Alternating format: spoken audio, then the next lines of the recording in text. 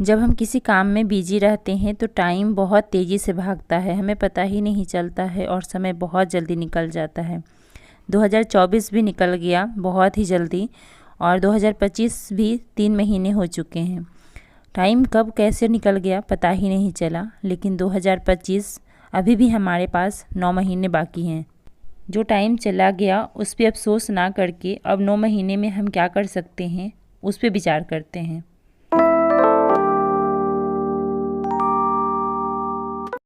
Hey guys, तो कैसे हैं आप सब? आई होप कि आप सब बहुत अच्छे होंगे। आप सभी का स्वागत है मेरे यूट्यूब चैनल वुमेन सक्सेस में। मॉर्निंग के 7 बजने वाले हैं और मेरी पढ़ाई अभी से स्टार्ट हो रही है। कल लगभग मैं 2.5 घंटे पढ़ी थी।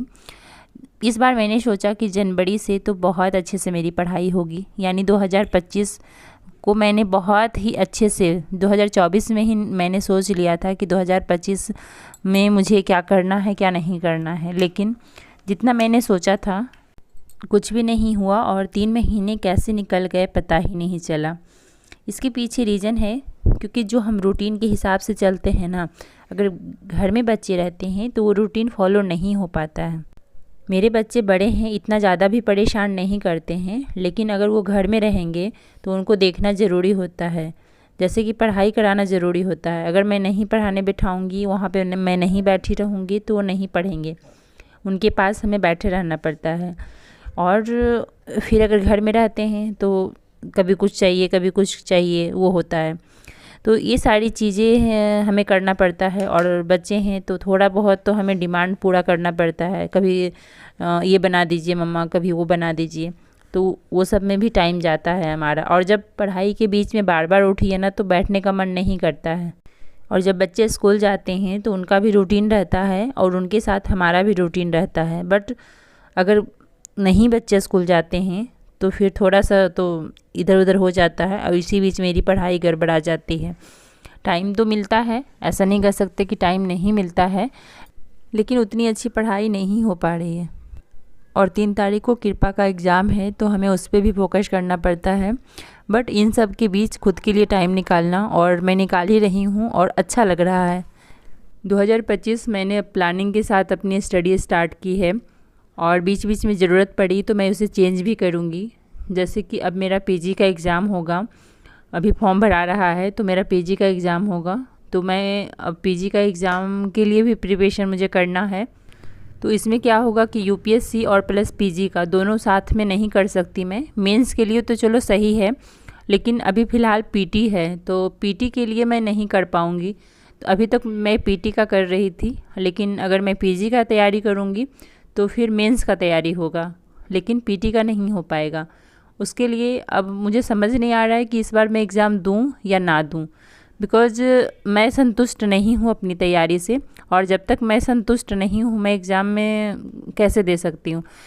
सीसेट का सिलेबस मेरा अभी कंप्लीट नहीं हुआ। वैसे तो क्लास हुआ था, क्लास में मैंने किया भी था, लेकिन जब तक रिवीजन उसका नहीं करते रहिए, एक बार क्लास करने से कोई फ़ायदा नहीं है। और पूरा क्लास भी मैंने कंप्लीट नहीं किया था सीसेट का, तो इसलिए थोड़ा सा तो मुझे उस पर फोकस करना पड़ेगा। थोड़ा सा नहीं, पूरा फोकस करना पड़ेगा सीसेट पे। तो मेरा जीएस कंप्लीट है, बट सीसेट अगर कंप्लीट नहीं है तो फिर एग्ज़ाम देने का भी कोई फ़ायदा नहीं है। तो सिर्फ अटेम्प्ट काउंट करने से कुछ फ़ायदा नहीं है। और पीजी की भी प्रिपरेशन करनी है तो मुझे ऐसा लग रहा है कि इस बार का स्किप कर देती हूँ। वैसे मैंने यूपीएससी का तो फॉर्म फिल कर दिया था, लेकिन अब एग्ज़ाम देना लग रहा है मेरे लिए पॉसिबल नहीं हो पाएगा, बिकॉज़ अब तैयारी का टाइम नहीं है मेरे पास। दोनों एग्ज़ाम हैं, यूपीएससी का भी और पीजी का भी, तो दोनों करना मेरे लिए मुश्किल है और मैं बहुत ही ज़्यादा परेशान होकर के प्रिपरेशन नहीं करना चाहती हूँ। बहुत ज़्यादा बर्डन ले करके परेशान हो जाना वो मुझे अच्छा नहीं लगता है। इसलिए जो सामने है, जो ज़रूरी है, सबसे पहले मैं उसकी तैयारी करना चाहती हूँ। यूपीएससी तो नेक्स्ट ईयर भी मैं दे सकती हूँ, और ऐसे भी अभी मेरी अच्छी तैयारी है नहीं, इस बार की भी अच्छी तैयारी नहीं है। सिलेबस इसका इतना बड़ा है कि इतना जल्दी पॉसिबल ही नहीं है। अभी तो दिसंबर में मेरा कोर्स कंप्लीट हुआ और उसके बाद फिर मैं रिवीजन में लगी हूँ, तो कभी हो रही है पढ़ाई, कभी बीच में गैप हो रहा है। तो इस तरीके से यूपीएससी की तैयारी नहीं होती है, आप लोगों को भी पता है। बट अगर हम लगे रहें, मेहनत करते रहें तो चांस है। मेरे अंदर एक चीज़ है कि मैं इतनी आसानी से हार नहीं मानती हूँ। जो भी काम है मैं बहुत ही ईमानदारी से उसको करती हूँ।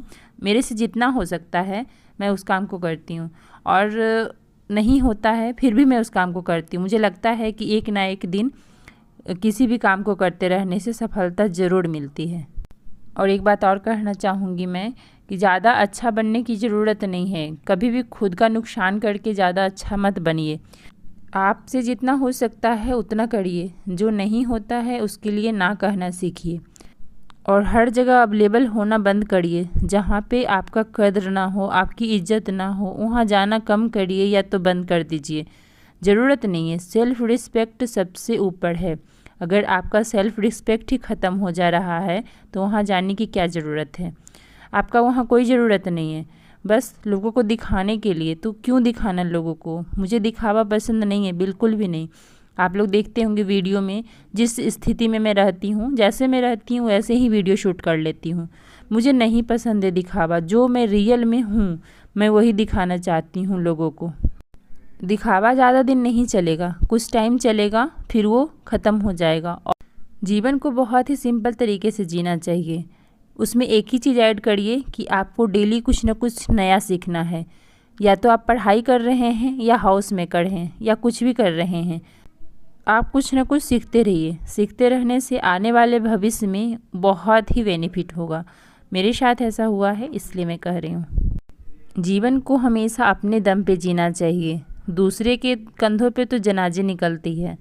तो आपको क्या करना है आपको पता होना चाहिए। आपको अपने बारे में क्या अच्छा है क्या बुरा है, आप क्या कर सकती हैं क्या नहीं कर सकती हैं, दूसरों को नहीं पता है। दूसरे आपकी क्षमताओं को नहीं पहचान पाते हैं, ना पहचानते हैं, ना जानना चाहते हैं आप क्या चाहते हैं।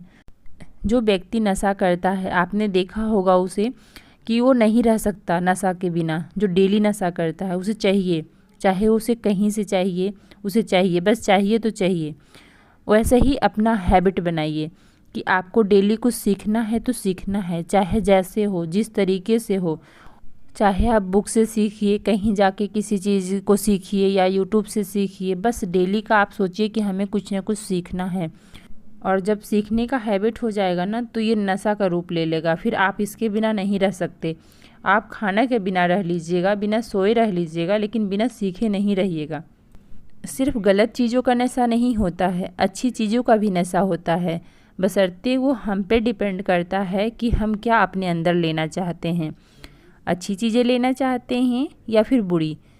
आपने देखा होगा जिसे न्यूज़पेपर पढ़ने की आदत है वो न्यूज़पेपर पढ़े बिना नहीं रह सकता। उसे आदत हो चुकी है, वो बेचैन हो जाएगा, उसे न्यूज़पेपर चाहिए तो चाहिए। बस उसी तरीके से पढ़ाई भी है, सारा काम वैसा ही है। जो भी आप काम करते हैं ना, आपके बॉडी को, आपके माइंड को हैबिट हो जाती है उसकी, और फिर उसे चाहिए ही होता है।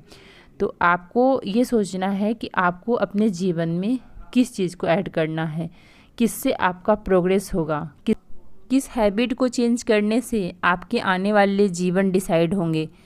तो आपको ये डिसाइड करना है, ये दूसरा कोई आपके बदले डिसाइड नहीं कर सकता है। जो भी करना है आपको खुद करना है, आपको खुद सोचना है। आपके पास बहुत समय है। जो लोग कहते हैं ना कि समय नहीं है, मुझे बहुत ही पछतावा होता है उनके ऊपर। बिकॉज़ सबके पास समय होता है। अगर उनके पास समय नहीं है तो समय मेरे पास भी नहीं है। समय किसी को मिलता नहीं है, समय निकालना पड़ता है। हम 8 की जगह 10 घंटे सो लेते हैं, 8 की जगह कभी कभी 16 घंटे सो लेते हैं।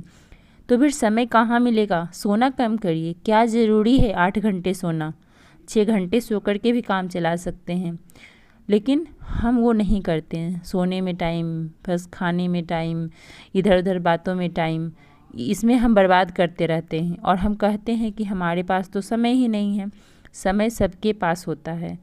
मुझे पहले लगता था कि वाकई में समय नहीं मिलता है, लेकिन जब से मैंने स्टार्ट किया है, खुद पे ध्यान देना स्टार्ट किया है, मैं समय निकाल ले रही हूँ। लेकिन हाँ, एक ही चीज़ के लिए मैं समय निकाल सकती। अगर पढ़ाई के लिए निकाली हूँ तो सिर्फ पढ़ाई के लिए। अब इसका मतलब ये नहीं कि हर चीज़ के लिए मुझे समय मिल रहा है। जी नहीं, मैं पढ़ाई पे फोकस कर रही हूँ तो मैं अपने ऊपर फोकस नहीं कर रही हूँ। मेरे बालों पे, मेरे फेस पे, तो ये सारी चीज़ों पे मैं नहीं कर पा रही हूँ। तो समय मिलता नहीं है, समय निकालना पड़ता है और समय किस काम के लिए निकालना है ये आपको डिसाइड करना है। इससे आपके आने वाले भविष्य डिसाइड होंगे।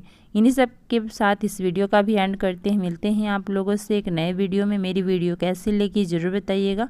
अच्छी लगी तो लाइक कर दीजिए और चैनल को सब्सक्राइब कर लीजिए। Bye bye.